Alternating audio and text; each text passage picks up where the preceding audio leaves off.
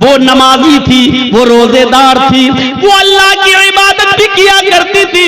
मेरे प्यारे साथियों, इस्लाम तो वो प्यारा मजहब है कि एक औरत ने एक बिल्ली को पकड़ लिया और बिल्ली को पकड़ने के बाद बांध दिया और 3 दिन उसको भूखा और प्यासा रखा, यहां तक कि वो मर गई। न छोड़ती थी कि वो शिकार करके अपना गिज़ा हासिल कर ले, अपना रिज़्क हासिल कर ले, न खुद को खाना देती थी। बिल्ली भूखी प्यासी मर गई। वो नमाजी थी। सुनो, हाँ गौर करो हदीस के अल्फाज पर। वो नमाजी थी, वो रोजेदार थी, वो अल्लाह की इबादत भी किया करती थी, अल्लाह को माना भी करती थी, लेकिन उसने अल्लाह की एक मखलूक बिल्ली को बांध दिया, उसको भूखा रखा और प्यासा रखा और उस बिल्ली को भूख और प्यास की शिद्दत से मार डाला। लेकिन जब ये औरत मरी तो अल्लाह ताला ने उसकी नमाजों के बदले उसको जन्नत नहीं दी, उसके रोजों के बदले उसको जन्नत नहीं दी, उसकी ज़कात और खैरात के बदले उसको जन्नत नहीं दी। अल्लाह के नबी फरमाते हैं, अल्लाह रब्बुल आलमीन ने उस औरत को जहन्नम के अंदर दाखिल कर दिया,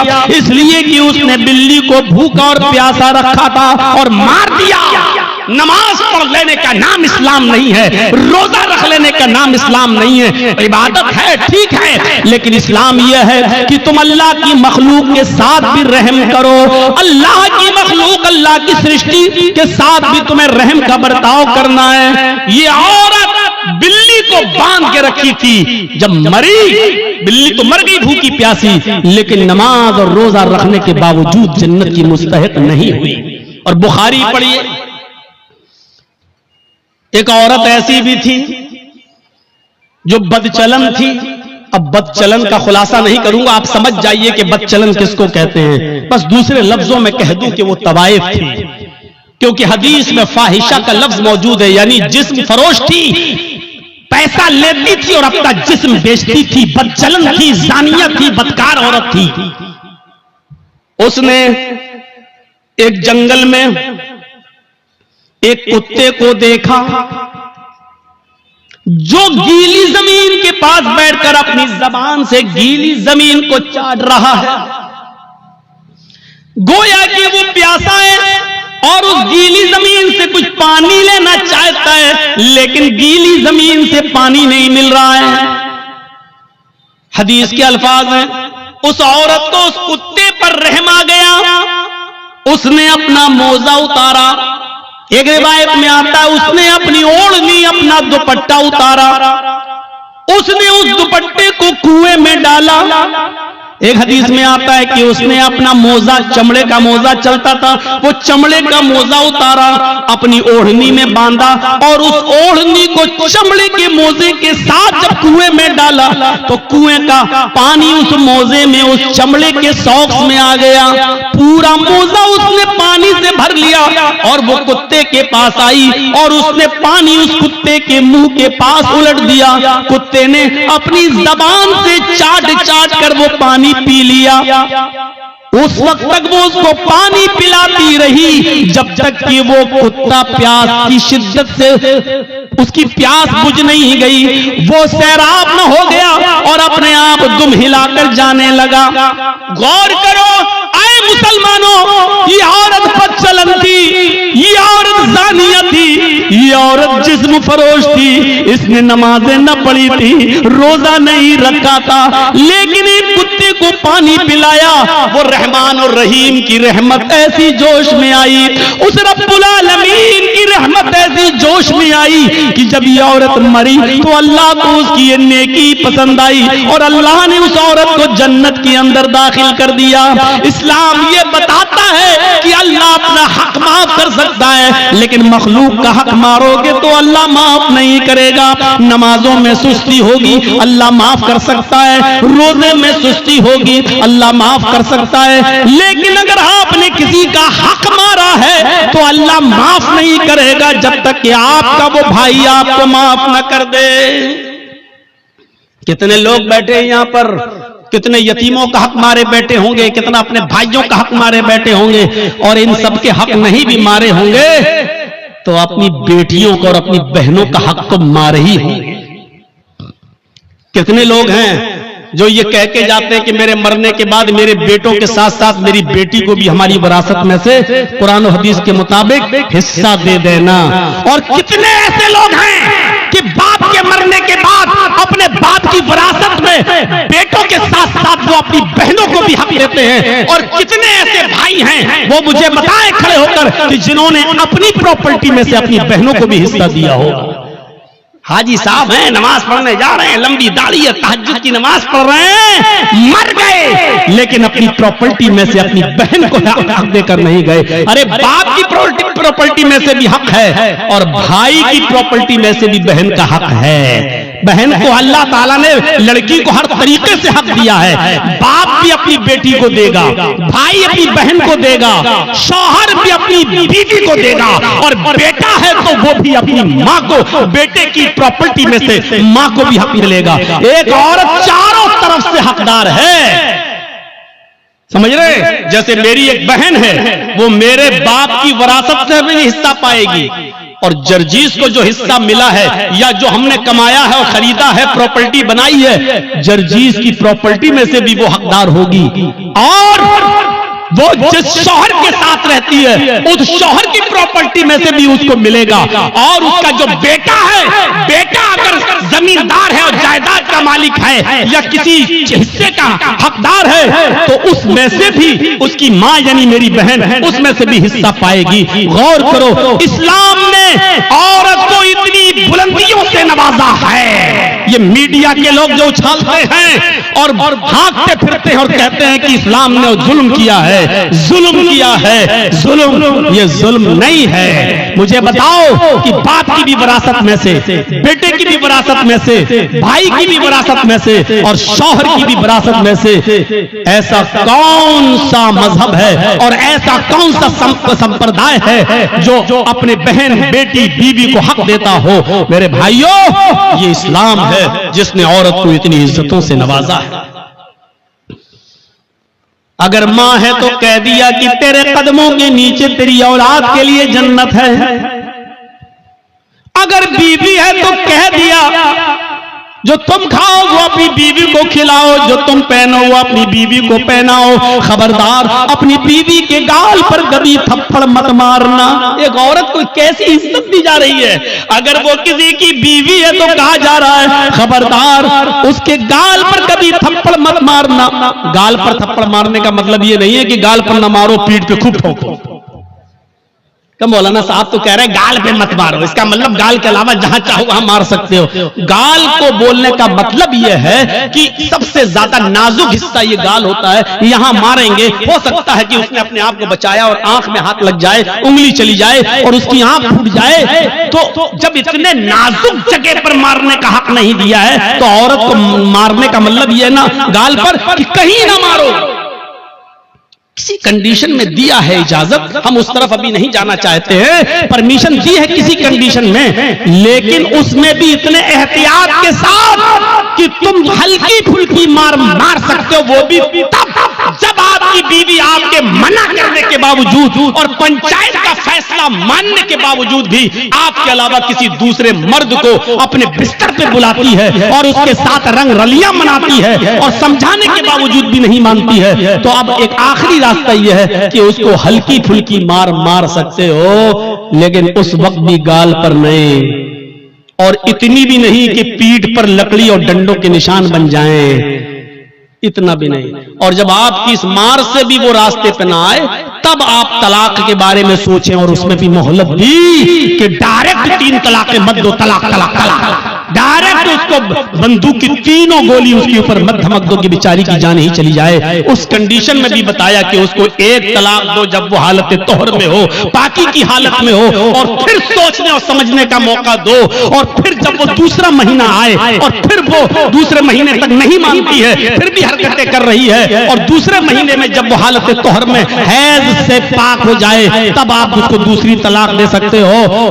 ये बहुत लंबा एक अरसा हो, यानी इतना मौका दिया है कि एक कमजोर दिल की औरत डर जाएगी नहीं, इतना अब तो आखिरी रह गई है, तीसरे महीने में जहां तीसरी तलाक दी, हम हमेशा के लिए हराम हो जाएंगे, मेरे बच्चों का क्या होगा, ये सोचने और समझने का पूरा मौका दिया है। इससे पहले अगर वो मान जाती है तो आप भी मान जाओ और उसको अपनी बीवी की शक्ल में कबूल कर लो, स्वीकार कर लो। मेरे भाइयों, बहुत संजीदा मजहब है इस्लाम। इस्लाम के अंदर पूरे के पूरे दाखिल होने का मतलब ही यह है कि उसने जिन कामों के करने का हुक्म दिया उन कामों को करो और जिन कामों से रोकने का हुक्म दिया उनसे रुक जाओ। यही है इस्लाम।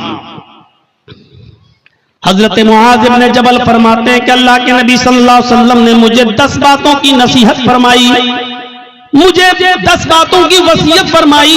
मुस्नद अहमद के अल्फाज हैं। इस हदीस को इमाम अहमद ने अपनी मुस्नद के अंदर नकल किया है और अल्लामा अलबानी रहमतुल्लाह अलैह ने इसको हसन करार दिया है। फरमाया अल्लाह के नबी सल्लल्लाहु अलैहि वसल्लम फरमाते हैं, हजरत मुआज इब्न जबल फरमाते हैं कि औसानी रसूलुल्लाह सल्लल्लाहु अलैहि वसल्लम बिअशरी कलिमात, कि अल्लाह के नबी सल्लल्लाहु अलैहि वसल्लम ने मुझे 10 कलिमात की 10 बातों की वसीयत फरमाई। ऐ मुआज, ये 10 काम तुम कर लो, ये 10 काम तुम्हें हर हाल में करना है। मेरे भाइयों, मैं तशरीह करता हुआ चलूंगा लेकिन शायद मैं 10 तक न पहुंच पाऊं, इसलिए कोशिश करूंगा कि कम से कम 5 चीजें तो आपको बता ही दूं। अल्लाह के नबी सल्लल्लाहु अलैहि वसल्लम ने 10 चीजों की वसीयत फरमाई और 10 चीजों में पहला नाम ये लिया, ऐ मुआज ला तुशरिक बिल्लाहि शैअन इन कुतिलता हुर्रिकता।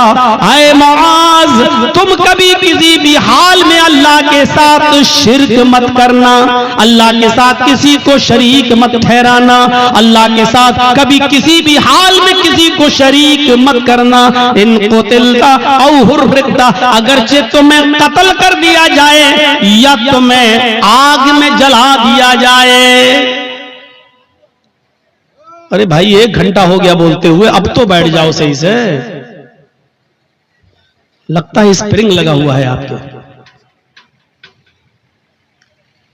कुतिलता, अगरचे कत्ल कर दिया जाए। शिर्क बड़ी अजीब चीज है। शिर्क अरबी में शिर्क है और इसी को अगर हिंदी में कहें तो बहु ईश पूजा, बहुदेववादियत, बहुत सी देवी और देवताओं पे आस्था रखना, बहु ईश पूजा, एक ईश्वर को छोड़कर बहुत से खुदा बना लेना, इसी को शिर्क कहा जाता है। मजबूरी की कंडीशन में, मजबूरी की कंडीशन में इस्लाम कुफ्र की इजाजत तो देता है। एक याद रखिएगा मसला, आपकी जान जा रही हो, लोग पिस्टल लेकर खड़े हो, आप जंगल में अकेले हो, आपके दुश्मन आपको कत्ल करना चाहते हैं और आपसे कुफ्र कराना चाह रहे हैं और कह रहे हैं कि ये कुफ्र कर वरना तेरी जान ले लूंगा, तो अपनी जान बचाने के लिए कुफ्र की इजाजत तो है। मतलब अगर वो ये कहें कि अल्लाह को मानते हो क्या, हाँ, अल्लाह का इनकार कर, बंदूक ले, कंपट्टी पर रख दे, अल्लाह का इनकार कर, आप जानते हैं ये लोग शूट कर देंगे, मार देंगे, बड़े जिद्दी लोग हैं, तो अल्लाह का इनकार करने से अगर जान बच रही है तो बचा लो। मैंने अपनी स्पीड थोड़ी कम कर दी समझाने के लिए। समझिए पहले, कुफ्र किसको कहते हैं और शिर्क किसको कहते हैं। कुफ्र भी हराम है, शिर्क भी हराम है, लेकिन कंडीशन देखिए क्या है। इस्लाम के अंदर सूअर का गोश्त भी हराम है, लेकिन अगर जान जा रही है आपकी, जान जा रही है आपकी और हलाल चीज कोई नहीं मिल रही है तो जान बचाना भी फर्ज है। अगर आपको सूअर का गोश्त मिल रहा है खाने के लिए तो इस्लाम परमिशन देता है कि अगर सूअर का गोश्त खाकर जान बच रही है तो जान बचा लो, लेकिन पेट भर के नहीं खाना है, सिर्फ उतना ही खाना है जितने में खाकर तुम्हारी जान बच सकती हो। यह कंडीशन, जान बचाना फर्ज है। लेकिन कहीं फर्ज होने के बावजूद इस्लाम कैटेगरी देखिए, मजबूरी है और जान जाने वाली है, कुफ्र से करने से तो जान बच रही है। अल्लाह के नबी फरमाते हैं कि कुफ्र से जान बच रही है तो बचा लो, लेकिन दिल से अल्लाह का इनकार मत करना। उनके मुंह पे कह देना हाँ हाँ हाँ नहीं मैं अल्लाह को मानता ही नहीं, मैं अल्लाह को मानता, सिर्फ जबान से कहना, दिल में अकीदा नहीं होना चाहिए। और जब वो छोड़ दे तुम्हें तो घर पे आओगे, अल्लाह तू तो मेरे दिल का हाल जानता ही है, मैंने मजबूरी में कह दिया था, अरे अल्लाह मैं दिल से तुझे मानता हूं और तेरा इकरार करता हूं, अशहदु अल्ला इलाहा इल्लल्लाह व अशहदु अन्ना मुहम्मदन अब्दुहु व रसूलुहु। आपका इस्लाम कोई फर्क नहीं पड़ेगा, क्योंकि आपने जान बचाने के लिए अल्लाह का इनकार किया। अल्लाह का इनकार करने से जान बच रही है तो बचा लो, लेकिन यहां कंडीशन क्या है? ला तुशरिक बिल्लाही शैअन इन कुतिलता हुर्रिकता। यहां इस्लाम, अल्लाह के नबी क्या कह रहे हैं? अगर तुझे कत्ल भी कर दिया जाए और तुझे जला दिया जाए, आग में डाल दिया जाए, ये काम करा लेना, लेकिन शिर्क मत करना अल्लाह के साथ। अल्लाह के साथ शिर्क मत करना। मौलाना जर्जीस मर गए, जर्जीस की कब्र बन गई, जर्जीस का मजार बन गया। बेटा बेटी अल्लाह से मांगो, आय अल्लाह 10 सालें हो गई, बेटा नहीं हुआ, बेटी नहीं हुई, अल्लाह मुझे नेक बेटा दे, मुझे नेक बेटी दे। ठीक है, अब आप जर्जीस के पास कब्र पे चले जाओ, मजार पे, और कहो बहुत अच्छे आदमी थे, आय अल्लाह तू डायरेक्ट मेरी नहीं सुनता है, इनके वसीले से हम दुआ कर रहे हैं, जर्जीस साहब तुम मेरी दुआ लेके अल्लाह के पास चले जाओ, जर्जी साहब मुझे अल्लाह से बेटा बेटी दिलवा दो। यही शिर्क है। मैंने कह दिया जो कहना था। समझदारों के लिए इशारा काफी है, कोई जरूरी है किसी का नाम लिया जाए?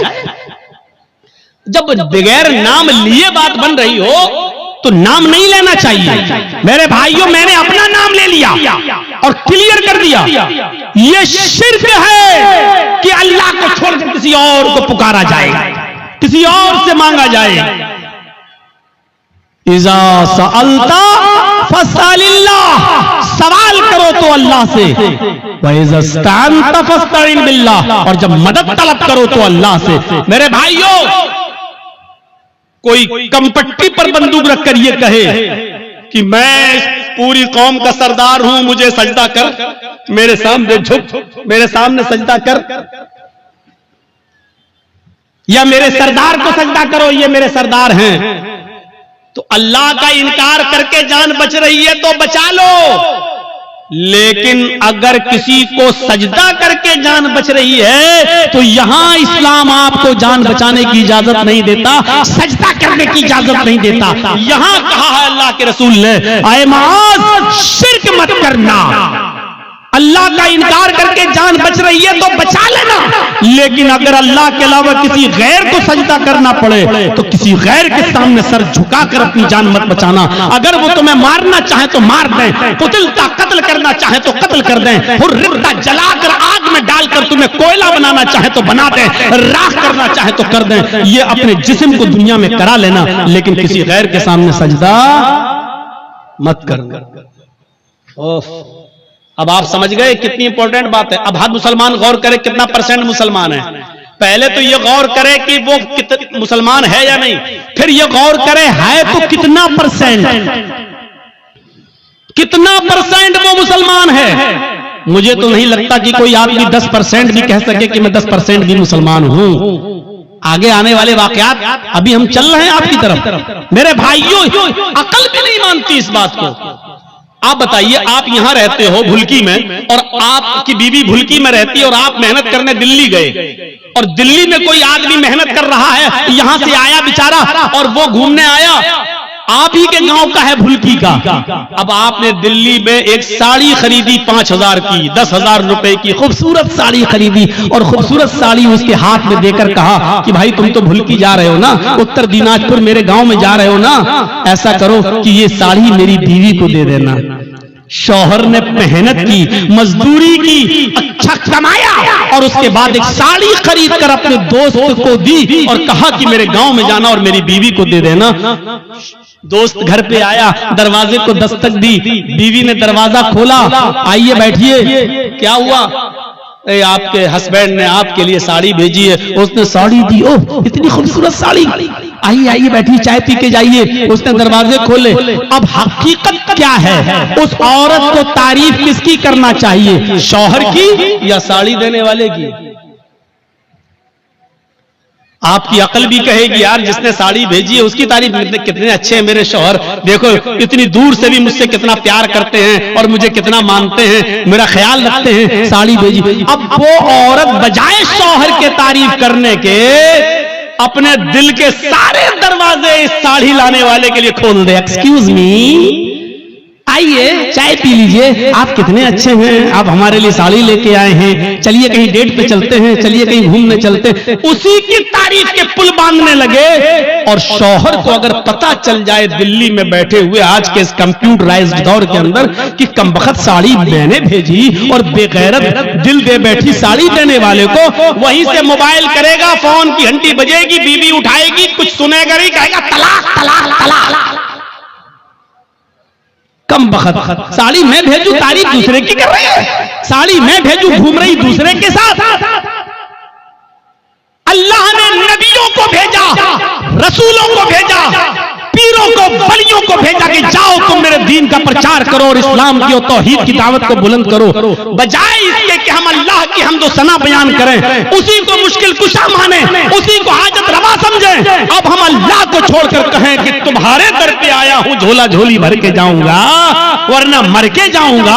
तो मेरे भाइयों, इससे बड़ी बेगैरती की बात क्या हो सकती है? जैसे एक शौहर अपनी बीवी की बेगैरती बर्दाश्त नहीं कर सकता, ऐसे ही अल्लाह भी इस बेगैरती को बर्दाश्त नहीं कर सकता कि बंदा मुझे छोड़कर मेरे ही हम ही तुम्हारे जैसे बंदों से मांगे। अरे तुमको खाने की जरूरत पड़ती है, उनको भी पड़ती है, तुम पीते हो वो भी पीते हैं, तुमको बुखार आता है उनको भी आता है, तुम्हें सर में दर्द होता है उनको भी सर में दर्द होता है, तुमको पेशाब और पायखाने की जरूरत होती है उनको भी होती है। वो खुद हमारी रोजी रोटी के मोहताज हैं, वो खुद हमारे मदद के मोहताज हैं, वो तुम्हारी मदद क्या करेंगे? मेरे प्यारे साथियों, इस चीज को समझ लीजिए तो इस्लाम के अंदर पूरे के पूरे आप दाखिल हो जाएंगे। तो पहली चीज यहीं पर स्टॉप, ला तुशरिक बिल्लाहि शैअन इन कुतिलता औ हुर्रिकता। पहली चीज काट दिया जाए, टुकड़े टुकड़े कर दिया जाए या जला दिया जाए, अपने आप को जला लेना, कटवा लेना, लेकिन गैरुल्लाह को सजदा न करना, शिरक मत करना। पहली चीज।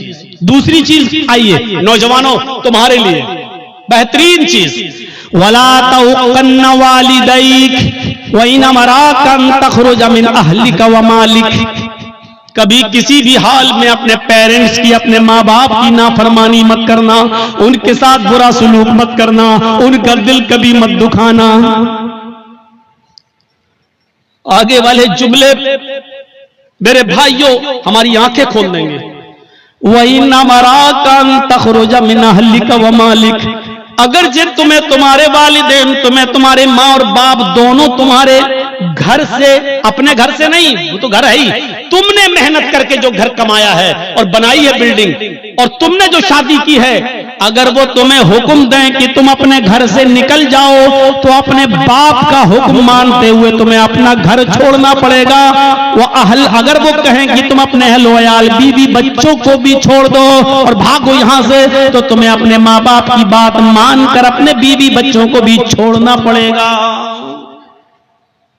ये एक अलग मसला है कि अगर बाप गलती पर हो और बेटे की गलती ना हो। मैं अभी इस तरफ नहीं जाना चाह रहा हूं, मैं सिर्फ ये बताना चाहता हूं कि माँ बाप का मकाम कितना बड़ा है और वालिदैन की अहमियत कितनी बड़ी है। अल्लाह के नबी कह रहे हैं, घर तुम्हारा, तुमने मेहनत करके कमाया बनाया, ठीक, लेकिन अगर तुम्हारे बाप कहे जर्जीस जाओ यहां से, हटो, जर्जीस को अपनी कमाई वाला घर छोड़ना पड़ेगा, बाप का हुक्म मानते हुए। ये तुम्हारी बीवी बड़ी नाफरमान है, अल्लाह की नाशुक्री है, छोड़ो इसको, चलो, हमें छोड़ना पड़ेगा। और इसकी एक मिसाल मैं आपको देना चाहता हूं, जरा सुनिएगा। हजरत इब्राहिम अलैहिस्सलातु वस्सलाम अपने बेटे इस्माईल अलैहिस्सलातु वस्सलाम से मुल्क शाम में मिलने के लिए गए। दरवाजे को दस्तक दी, उनकी बीवी ने दरवाजा खोला। जरा सुनिएगा, बड़ा दिलचस्प वाकया है, मैंने आहिस्ता स्पीड कम कर दी है ताकि आपको समझाऊं। इब्राहिम अलैहिस्सलाम अपने बेटे से मिलने गए, दरवाजे को दस्तक दी, बहू ने, बेटे की बीवी ने दरवाजा खोला, और जैसे ही दरवाजा खोला तो क्या देखती है, सामने एक बूढ़ा आदमी खड़ा है। कहा अस्सलाम वालेकुम, कहा वालेकुम अस्सलाम।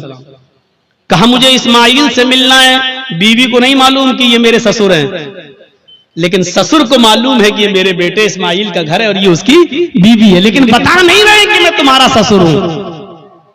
कहा कि बेटी मुझे तुम्हारे हस्बैंड से मिलना है, मुझे तुम्हारे शौहर से मिलना है। कहा कि वो तो जंगल में शिकार करने गए हैं, घर में खाने पीने को कुछ नहीं था, इसलिए वो जंगल में चले गए, शिकार करके लाएंगे, शाम को गोश्त आएगा तब हांडी पकेगी। अच्छा ऐसे हालात हैं तुम्हारे घर के? का बहुत बुरे हालात हैं, गौर करना जुमले पर। हाँ बहुत बुरे हालात हैं।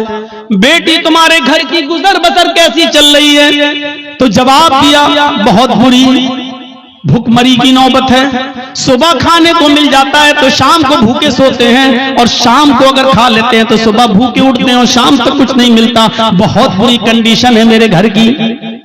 इब्राहिम अलैहिस्सलाम जाने लगे, कहने लगे बेटी जब तुम्हारे हस्बैंड घर पे आ जाएं, अब सुनो, जब तुम्हारे हस्बैंड घर पे आ जाएं तो उनसे कहना कि एक ओल्ड मैन आया था, एक बूढ़ा आदमी तशरीफ लाया था, उसने तुम्हें सलाम कहा है और कहा है कि अपने घर की चौखट बदल दो, तुम्हारे घर की चौखट ठीक नहीं है। चौखट समझते हैं ना, वो घर का मेन गेट का जो दरवाजा होता है, चौखट जिसमें आदमी अंदर घुसता है घर के दरवाजे से, वो चौखट। अपने हस्बैंड से कहना कि तुम्हारे घर की चौखट अच्छी नहीं है, ठीक नहीं है, इसको बदल दो। ये कहकर इब्राहिम अलैहिस्सलाम चले गए और उनकी बीवी घर की चौखट देख रही है। ये बुढ़ा सटिया गया क्या? ये बुढ़े को पागल है क्या? कितनी अच्छी चौखट है, मजबूत चौखट है, गर्मियों में हवा आती है, सर्दियों में धूप आती है, वो कह रहा है कि तेरी चौखट खराब है। ये बुढ़ा सटिया गया। शाम को जब इस्माइल अलैहिस्सलाम घर पे आए, और नौजवानों सुनो, अपने माँ बाप को खून के आंसू रुलाने वालों, अपनी माँ को रुलाने वालों, अपने बाप को सताने वालों, सुनो। इब्राहिम अलैहिस्सलाम का बेटा इस्माइल जब घर पे आया गोश्त लेकर, बीवी बनाने लगी, और बनाते बनाते कहने लगी इस्माइल आज एक बुढ़ा आदमी आया था। इस्माइल अलैहिस्सलाम ने कहा अच्छा कोई जरूरत रही होगी बेचारे को? कहा नहीं, उसने तुम्हें सलाम कहा है, समझ गए कि सलाम अगर कहा है तो वो मेरा बाप है। अच्छा ऐसी ऐसी शक्ल थी? तो जी। बूढ़ा आदमी आया था? जी। सलाम कहा मुझे? जी। कहा अच्छा और क्या कहा? कहा उसने मुझसे कि अब जब तुम्हारे शौहर घर पे आ जाएं, हस्बैंड घर पे आ जाएं, तो उनसे कहना कि तुम्हारे घर की चौखट ठीक नहीं है, उसको बदल दो। बुढ़ा सटिया गया था। इस्माइल अलैहिस्सलाम ने कहा अच्छा उसने कुछ पूछा था तुमसे? कहां पूछा था कि घर में गुजर बसर कैसी चल रही है, तो मैंने कह दिया कि अच्छी नहीं चल रही। जो सच्चाई थी बता दी, सुबह खा लो तो शाम को नहीं मिलता, शाम को खा लो तो सुबह नहीं मिलता। उन्होंने कहा बस यही तुम्हारा जुमला सुनकर, यही वर्ड सुनकर उन्होंने कहा कि अपने घर की चौखट बदल लो। क्या मतलब? कहा मेरी बीवी, उन्होंने जब ये देखा कि तुमने अल्लाह का शुक्र अदा नहीं किया, जब पूछा कि घर की गुजर बसर कैसी चल रही, तो तुम्हें कहना चाहिए था कि अल्हम्दुलिल्लाह, अल्लाह ने मुझे जिस हाल में रखा है अल्लाह का शुक्र है, बस जिंदा हूं, और अल्लाह मुझे जिस हाल में भी रखे मैं हमेशा उसके दिए हुए रिज़्क़ पर खुश हूं। वो जिस हाल में भी मुझे रखता है मैं उसकी दिए हुए रिज़्क़ पर मैं राजी हूं और खुश हूं। तुम्हें ये जुमले कहना चाहिए था, लेकिन तुमने अल्लाह की नाफरमानी कर दी। तुमने ये कह दिया कि मुझे अच्छी जिंदगी नहीं मिल रही है, मैं बड़ी तंगदस्ती में अपनी जिंदगी गुजार रही हूं। मेरे बाप ने सोच लिया कि तुम अल्लाह की नाफरमान बंदी हो।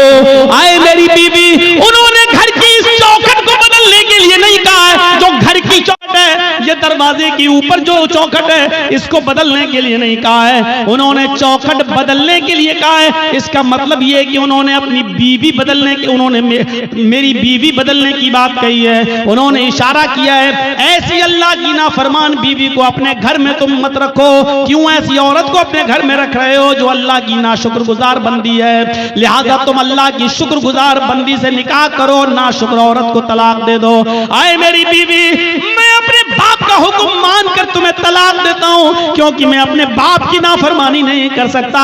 तुम मेरी ज़ौजियत से बेदखल हो रही हो, मैं तुम्हें छोड़ रहा हूं, मैं तुम्हें तलाक दे रहा हूं। उस जमाने में तलाक का जो प्रोसीजर था उस हिसाब से उन्होंने तलाक देकर अपनी बीवी को जुदा कर दिया, अपने बाप की बात मानते हुए।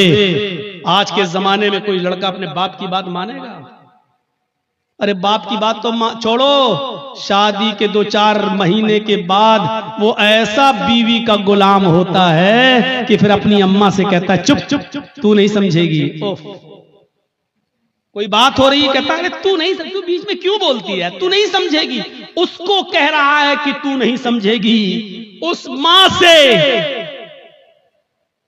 जो बचपन में तेरे रोने से समझ जाती थी कि तू दूध के लिए रो रहा है या तेरे कांधे में या पेट में दर्द है, जो बचपन में तेरी चीख और तेरे रोने की आवाज से पहचान लेती थी कि तुझे भूख लगी है या तेरे जिस्म के किस हिस्से में दर्द है, तो उस डॉक्टर से, अल्लाह की कसम मां से बड़ा कोई डॉक्टर दुनिया में पैदा नहीं हुआ। कितनी भी बड़ी वो MBBS और MS और MD की डिग्री ले ले, मां से बड़ा कोई डॉक्टर नहीं है। क्योंकि मां पहचानती है कि बेटा ये रो रहा है तो के रोने में भूख छिपी है या कहीं दर्द छिपा है। मेरे भाइयों, उस मां से कहते हो तुम, उस मां से कहते हो कि तू नहीं समझेगी, जो बचपन में तेरे रोने की आवाज से समझ जाया करती थी। जब तू बोलना नहीं जानता था तो जानती थी कि तू क्या चाहता है, तू तेरा इरादा क्या है, तेरे पेट में दर्द है या तेरे जिस्म में दर्द है या तेरे सिर में दर्द है, वो उस वक्त तुझे समझती थी। और आज तू इतना बड़ा हो गया है, आज इतना अक्लमंद हो गया है, आज तेरी पोजीशन इतनी ऊंची हो गई है कि तू अपनी मां से इतनी जुर्रत और इतनी हिम्मत कि अपनी मां से कहता है तू नहीं समझेगी। ओफो। हजरत इब्राहिम अलैहिस्सलाम ने दूसरी शादी कर ली, फिर 1-2 साल के बाद फिर अचानक घर में आए इब्राहिम। इस्माइल फिर शिकार खेलने के लिए गए थे, दरवाजे को दस्तक दी, वो दूसरी बीवी निकली, दरवाजा खोला, कहिए चाचा कैसे आना हुआ? कहा मुझे तुम्हारे हस्बैंड से मिलना है। कि वो तो नहीं है, जंगल में गए शिकार करने के लिए। अच्छा, तुम कैसे रह रही हो? अल्हम्दुलिल्लाह। गुजर बसर कैसी चल रही है? अल्लाह का शुक्र है, अल्लाह ने जिस हाल में भी रखा है हर हाल में अल्लाह की तारीफ है। फरमाया मेरी बेटी, जब तुम्हारे शौहर घर पे आ जाएं तो उनसे कहना कि एक बूढ़ा आदमी आया था, उन्होंने सलाम कहा है और चलते चलते उसने ये वसीयत नसीहत की है कि अपने घर की चौखट को बरकरार रखना, इसको बदलने की जरूरत नहीं है। घर की चौखट ठीक है। ये औरत भी कहती है बुढ़ा सटिया गया, बदलने की तो कोई बात ही नहीं हो रही। इस्माइल अलैहिस्सलाम जब घर पे आए तो बीवी ने पूरी बात बताई। इस्माइल अलैहिस्सलाम खुश होकर कहने लगे मेरी बीवी वो मेरे बाप थे और घर की चौखट तुम हो। उन्होंने कहा बरकरार रखना, इसका मतलब यह कि अपनी बीवी को अच्छी तरीके से रखना, ये अल्लाह की बड़ी नेक और फरमाबरदार बंदी है। बाप की तमन्ना ये होती थी कि हमें जो है मेरे बेटे को अच्छी बहू बीवी मिले, मुझे अच्छी बहू मिले। और जहां बेटों के हक हैं बाप के ऊपर, वहां हक एक ये भी है कि वो अच्छी और दीनदार लड़की से शादी कराए। आज किन से शादियां करा रहे हो अपनी बेटियों की? माँ बाप। पहली बात तो माँ बाप को बेचारों को तो अब देखने का मौका ही नहीं मिलता है।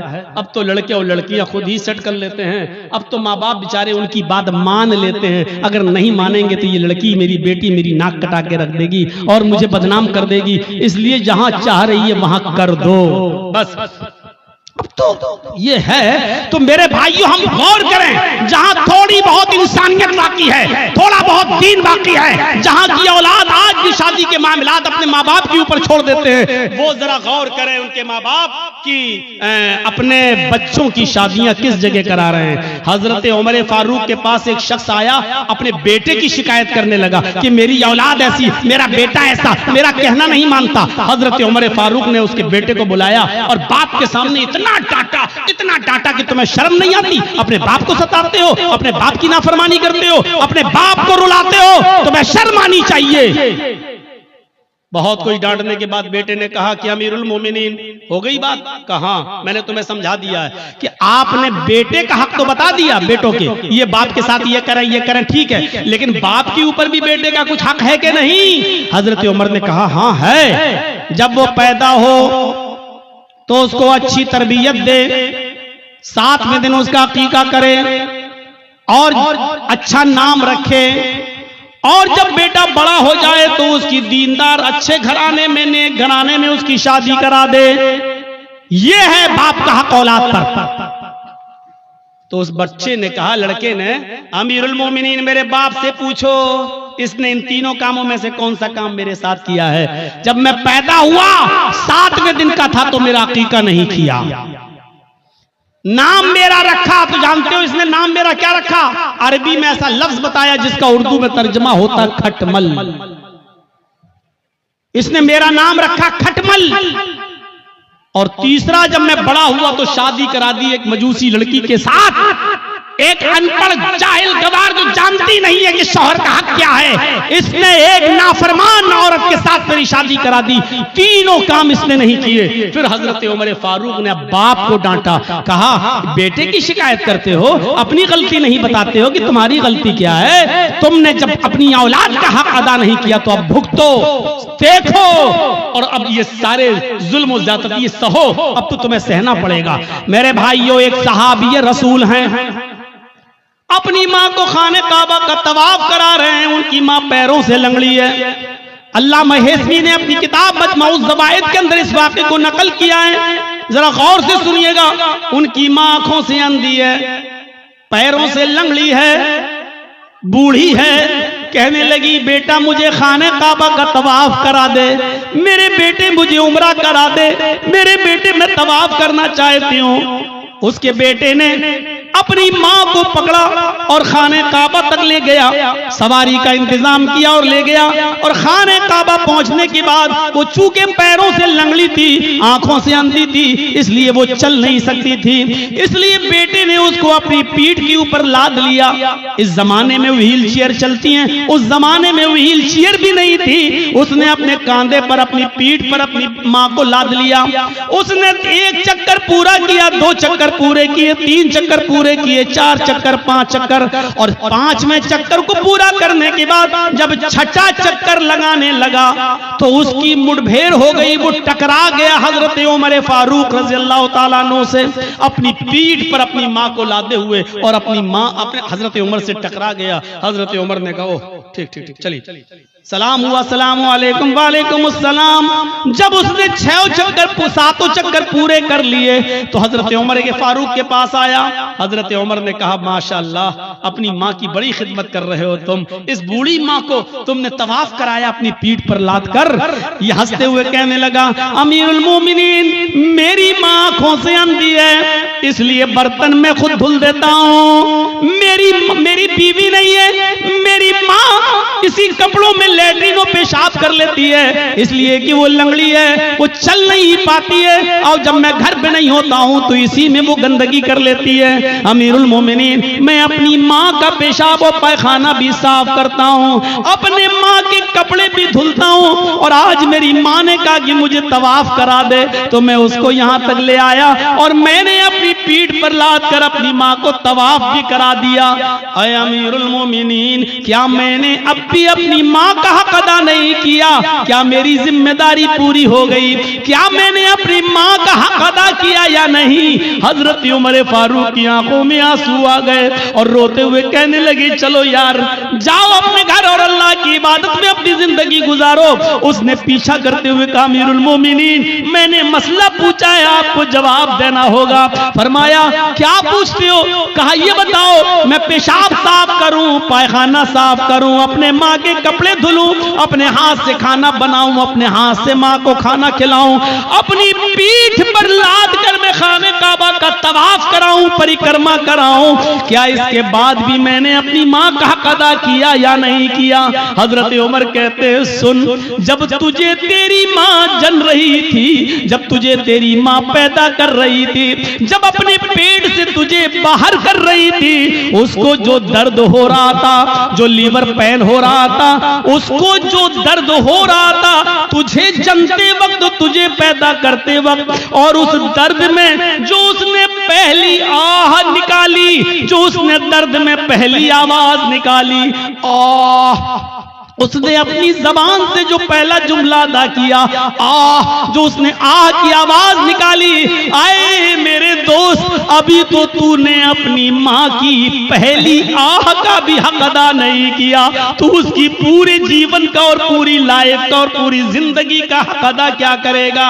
अभी तो तूने उसकी पहली चीख का भी हक अदा नहीं किया, उसकी जिंदगी के हक के बारे में पूछता है, क्या अदा हो गया? अभी तो एक आह का भी हक अदा नहीं हुआ। ये है माँ का मकाम, ये है माँ का मर्तबा, ये है माँ का दर्जा। अगर आप नमाज पढ़ते हैं लेकिन आपकी माँ आपसे खुश नहीं है तो बेकार है आपकी नमाज। आप रोजा रखते हैं, आपकी माँ आपसे नाराज है तो बेकार है आपके रोजे।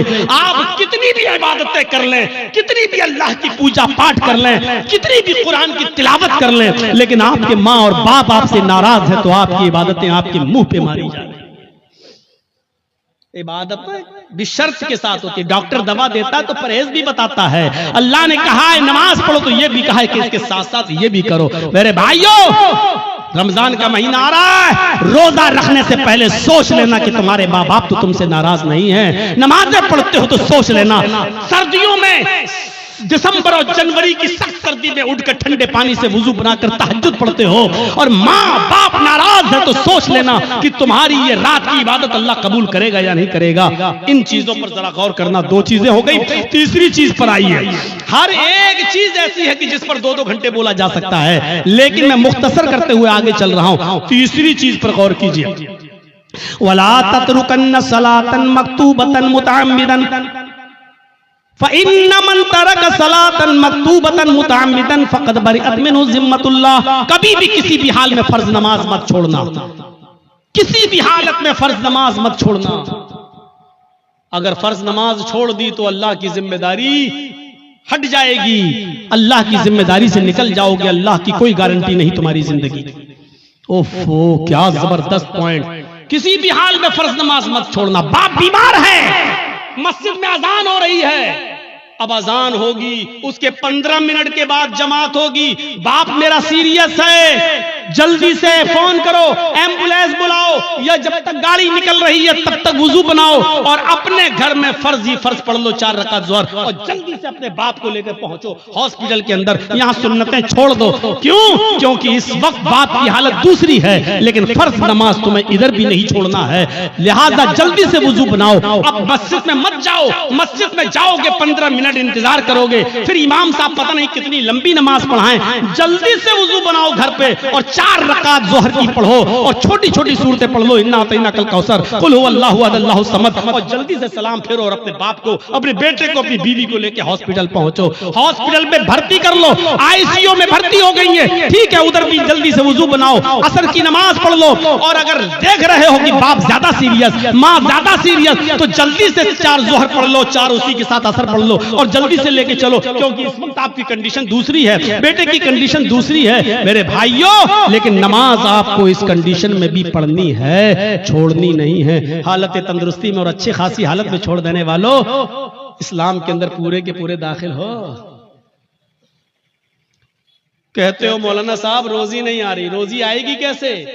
रोजी की दुआ तो अल्लाह ने नमाज में बताई है। जब एक सजदा करके उठते हो और दूसरे सजदे में जाते हो तो सजदे, दोनों सजदों के दरमियान बैठकर जो दुआ पढ़ते हो, मेरे भाइयों, सबसे अफजल और सबसे अच्छी दुआ तो मुस्लिम शरीफ की हदीस की ये है, रब्बिग़फिरली रब्बिग़फिरली, अल्लाह मेरी मग़फ़िरत फरमा, अल्लाह मेरी मग़फ़िरत फरमा। लेकिन मेरे भाइयों, अबू दाऊद और सुनन नसई की दीगर दूसरी रिवायतों में ये दुआ भी आई है कि बैन सजदतैन, सजदों के दरमियान जो दुआ पढ़ी जाती है वो है अल्लाहुम्मा ग़फ़िरली वरहमनी वहदिनी वआफ़िनी वरज़ुक़नी। देखिए, सजदे में जो दुआ पढ़ी जा रही है उसमें आप रिज़्क़ भी मांग रहे हैं। अल्लाहुम्मा ग़फ़िरली वरहमनी वहदिनी वआफ़िनी वरज़ुक़नी, अल्लाह मुझे रिज़्क़ हलाल दे। आपने ज़ोहर की 10 रकातें पढ़ी, 10 बार आपने कहा वरज़ुक़नी। आपने फजर की 4 रकातें पढ़ी, 2 सुन्नत 2 फर्ज, आपने 4 मरतबा कहा वरज़ुक़नी, अल्लाह मुझे रिज़्क़ हलाल दे।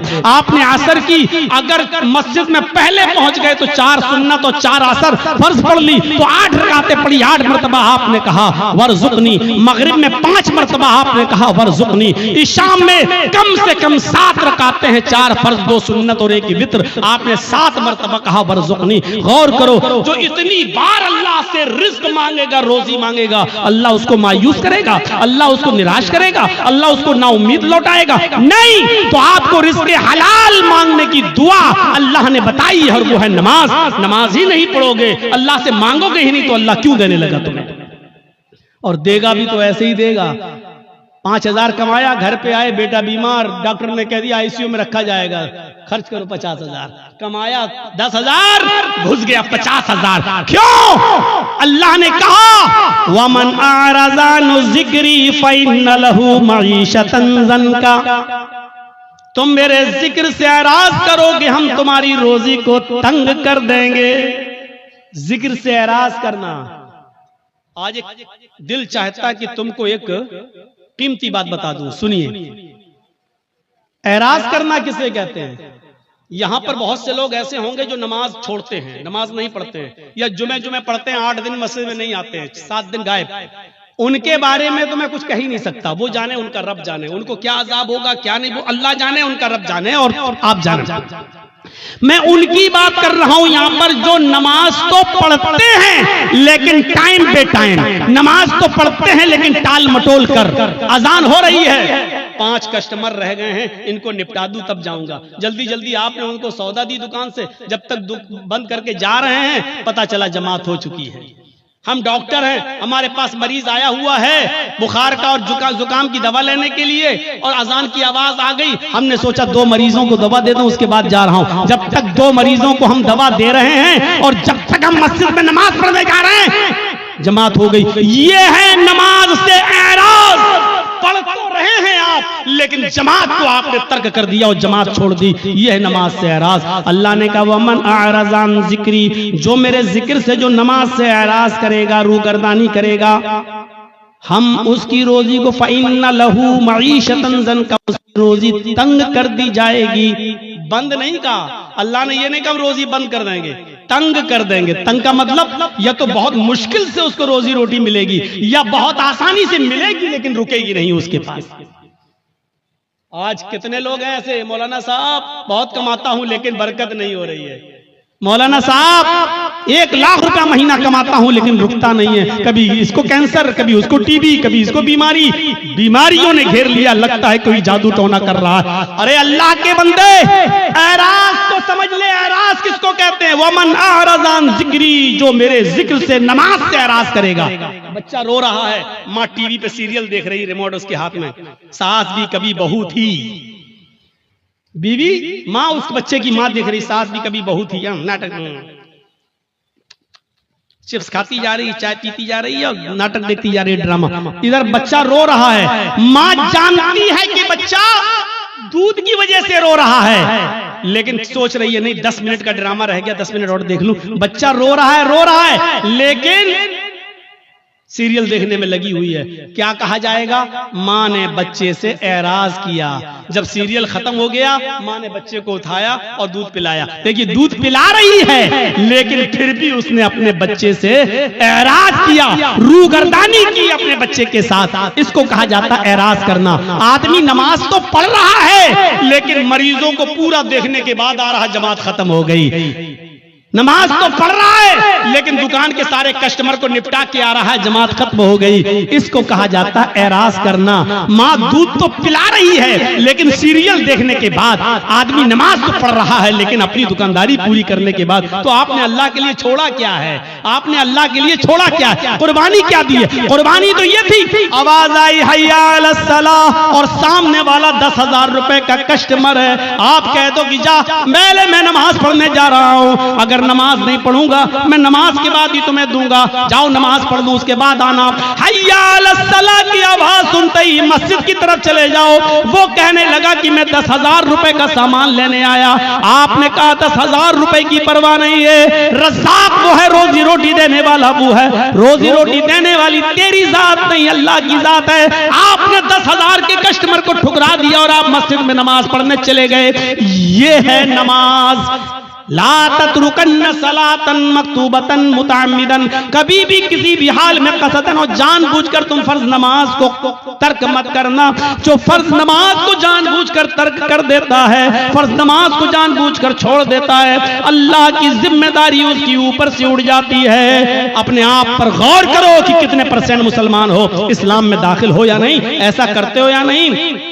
अब तो बड़ा मुश्किल हो जाएगा। अक्सर लोग हमारे भाई यहाँ बैटरी वाला रिक्शा चलाते हैं बेचारे, अब पैसेंजर को लेके जा रहे हैं रिक्शे पे, अजान की आवाज आई हय्या अलस सलाह, उसको वहीं रिक्शा रोकना पड़ेगा, फौरन मस्जिद में भागना पड़ेगा। मौलाना साहब क्या करें? हाँ सुन लो, उलमा की मौजूदगी में फतवा आपके सामने दे रहा हूं, और ये फतवा मेरा नहीं, अब्दुल्ला इब्ने बाज का फतवा है, शेख सालेह अल उसैमीन का फतवा है। और फतवा यह है कि हर वो नौकरी, हर वो बिजनेस, हर वो कारोबार हराम है इस्लाम के अंदर जिस कारोबार की वजह से और जिस बिजनेस की वजह से आपकी नमाज छूट रही हो। इस्लाम में उस कारोबार को हुर्मत हराम करार दिया गया है। ऐसे कारोबार को इस्लाम ने हराम करार दिया है जिस कारोबार की वजह से आपकी नमाज तर्क हो रही।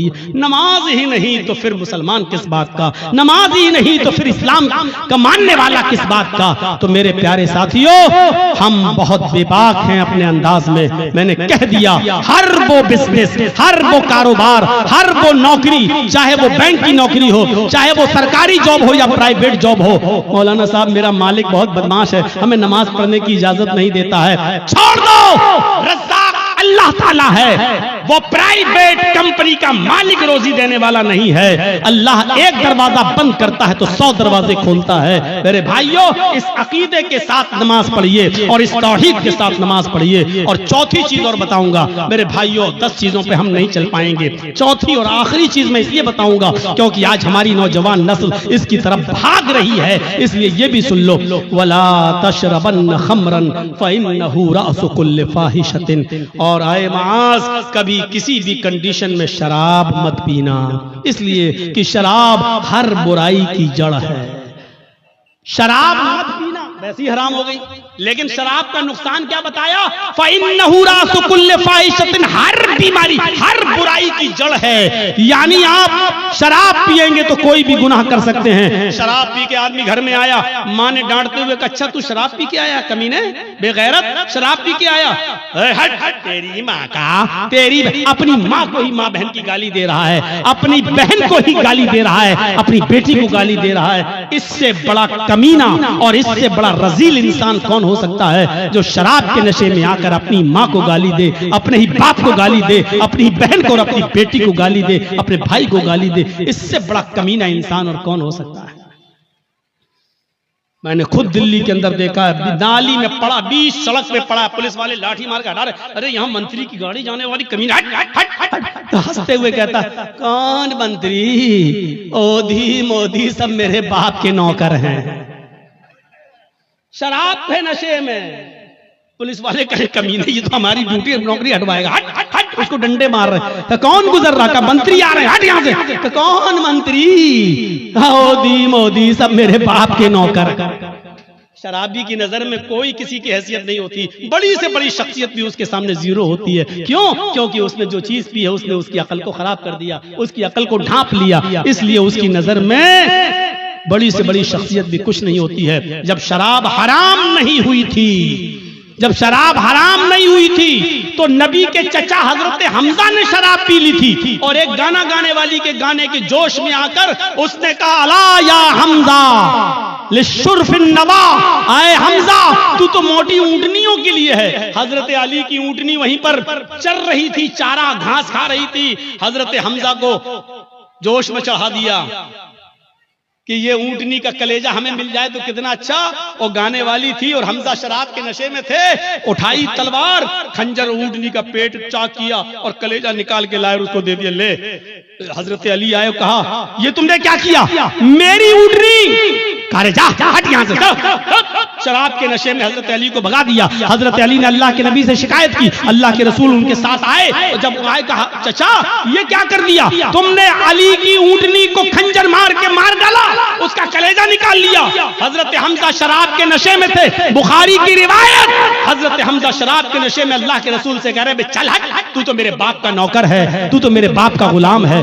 मेरे भाइयों, शराब के नशे में जब एक शख्स मोहम्मद रसूलुल्लाह को ऐसा कह सकता है तो इसका मतलब यह है कि शराब छोटे और बड़े की तमीज को भुला देती है। शराब इंसान के अंदर से इज्जत, रिस्पेक्ट और अदब को खींच लेती है। इसलिए नौजवानों, शराब जैसी मनहूस चीज को अपने मुआशरे से दूर रखिए, अपने समाज से दूर रखिए। आपको मालूम एक सुनन नसई का वाक़या सुनाकर अपनी बात को खत्म कर दूंगा। मेरे भाइयों, जरा सुनिएगा सुनन नसई की रिवायत। एक औरत बेवा थी उस जमाने में, पुराने जमाने की बात। हजरत उस्मान इस हदीस के रावी हैं, फरमाते हैं कि एक औरत का शौहर मर गया। औरत बड़ी खूबसूरत थी, उसकी नौकरानी को, लौंडी को उसकी बदजनी के बारे में मालूम था। वो नौजवान लड़कों को तलाश करती रहती थी और अपना इरादा जाहिर करके उनसे गलत काम करवाती थी। एक दिन नौकरानी ने बताया कि एक नौजवान है, बड़ा नेक है, नमाजी है, बहुत बड़ी इबादत गुजार है, बहुत शरीफ है, लेकिन बड़ा खूबसूरत है। कहा कि उसको बुला कर लाओ। नेक आदमी, बहुत नेक इबादत गुजार आदमी। इसकी नौकरानी ने कहा कि मेरी मालिकन तुमको बुला रही हैं, तुमसे कुछ कपड़ा खरीदना चाहती है, क्योंकि वो कपड़ा बेचा करते थे, अपने सर पर गठरी लादकर कपड़ा बेचते थे। तो उन्होंने सोचा चलो कपड़ा खरीदेगी, हम दे देंगे। वो उसके साथ चले गए। नौकरानी उनको लेकर दरवाजा खोलती है, अंदर जाती है, दरवाजा बंद हो जाता है, दूसरे दरवाजे के अंदर ले जाती है। जैसे अंदर घुसते हैं दरवाजा बंद हो जाता है। ये हजरत कह रहे हैं साहब कहाँ लेके जा रही हो? कहा कि बस एक दरवाजा और है। वो और अंदर ले गई, दरवाजा बंद, सामने वही बेवा औरत बैठी हुई है जिसका शौहर मर चुका है। उसने अपनी नौकरानी को इशारा करके कहा कि तुम जाओ, और उनसे कहने लगी कपड़ा दिखाओ। और जैसे ही कपड़ा दिखाया, कहा ये कपड़ा। वो करीब आती गई और आते आते कहने लगी उदनु मिन्नी, मेरे करीब आइए और मेरे साथ हम बिस्तरी कीजिए, मेरे साथ गलत काम कीजिए। इन्होंने कहा रे हटो, तौबा, अस्तगफिरुल्लाह, ये भागने लगे। उन्होंने कहा भागने का कोई रास्ता नहीं, चारों तरफ से दरवाजे बंद हो चुके हैं। कहा कि तुम डरो, अल्लाह के अजाब से डराया, लेकिन उस औरत के ऊपर कोई फर्क नहीं पड़ा। उसने कहा कि तुम मेरे साथ ये काम कर रहे हो या नहीं कर रहे हो? कहा कि नहीं करूंगा। कहा इधर अंदर आओ। उसे एक और दरवाजे के अंदर ले गई। क्या देखती है कि एक लकड़ी की टेबल रखी हुई है। उस लकड़ी की टेबल पर एक खूबसूरत छोटा बच्चा, जिसकी उम्र 5-6 साल रही होगी, खूबसूरत बच्चा बैठा हुआ है। और उसी टेबल पर एक शराब की बोतल रखी हुई है। वहीं पर जाकर ये औरत बैठ गई। इसने कहा कि देखो तुम बड़े नेक हो, शरीफ इंसान हो, मेरे चीखने की देर है, मेरे चिल्लाने की देर है, चारों तरफ से तुम घेर लिए जाओगे और मैं सिर्फ इतना बोलूंगी कि साथ भी ने मेरी इज्जत को छलनी कर दिया। बस तुम्हारा हाल क्या होगा? तुम्हारी शराफत नीलाम हो जाएगी और लोग कहेंगे अच्छा दिन में इबादत और हाल ये है, अल्लाह की इबादत भी करते हो और औरतों के साथ ये गलत काम भी। तुम्हारी इज्जत का जनाजा निकल जाएगा, अर्थी निकल जाएगी। चलो 3 ऑप्शन देती हूं मैं तुम्हें, इन तीनों में से कोई एक काम तुम्हें करना पड़ेगा, इसके बगैर मैं नहीं छोड़ूंगी। सुनन नसई की रिवायत। अल्लाह हजरत उस्मान फरमाते हैं कि अल्लाह के नबी ने फरमाया कि उस औरत ने 3 ऑप्शन दिए। पहला ऑप्शन, आए हजरत जी मेरे साथ जिना करो, आओ मैं तैयार हूं तुम्हारे साथ गलत काम करने के लिए। कहा नहीं। दूसरा ऑप्शन बताओ। कहा दूसरा ऑप्शन ये है कि इस बच्चे को कत्ल करो, ये छुरी रखी हुई है, इसको मारो। कहा नहीं, ये भी नहीं कर सकता। तो कहा फिर शराब पियो, ये पूरी बोतल जो रखी हुई है इसको पी लो और जाओ, मैं तुम्हें जाने दूंगी। 3 काम में से कोई एक काम तुम्हें करना है।